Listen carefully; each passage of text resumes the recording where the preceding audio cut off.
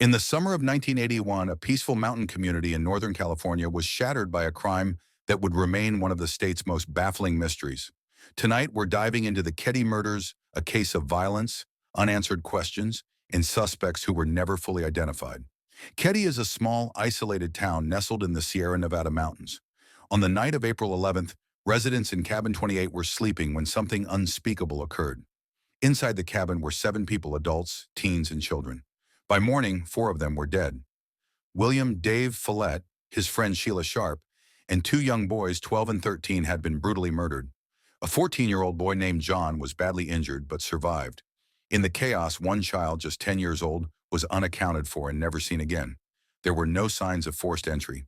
Neighbors reported hearing nothing unusual. Investigators were left with more questions than answers. One neighbor, Troy Graves, was later considered a person of interest. Some witnesses said they saw him around the cabin that night.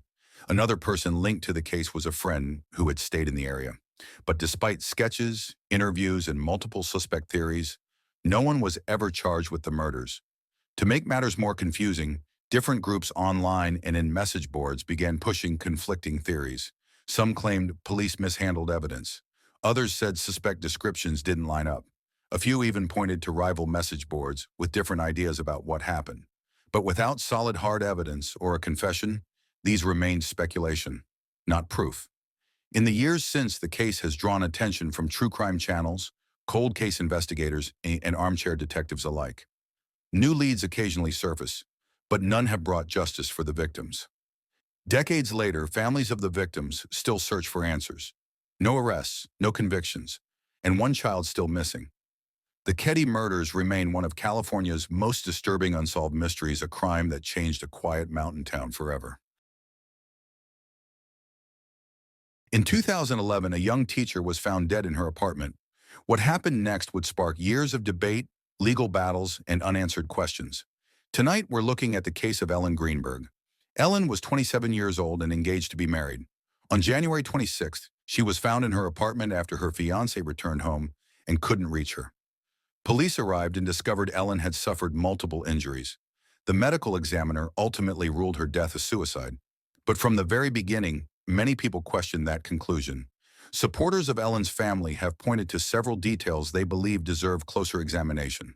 Some of the injuries were located in areas that are unusual in self-inflicted cases. The apartment door was reportedly locked from the inside, and there were no signs of a struggle in the room. Because of these details, Ellen's parents began pushing for the case to be reclassified and reinvestigated. Over the years, the family filed multiple legal petitions asking for the ruling to be changed from suicide to homicide or undetermined.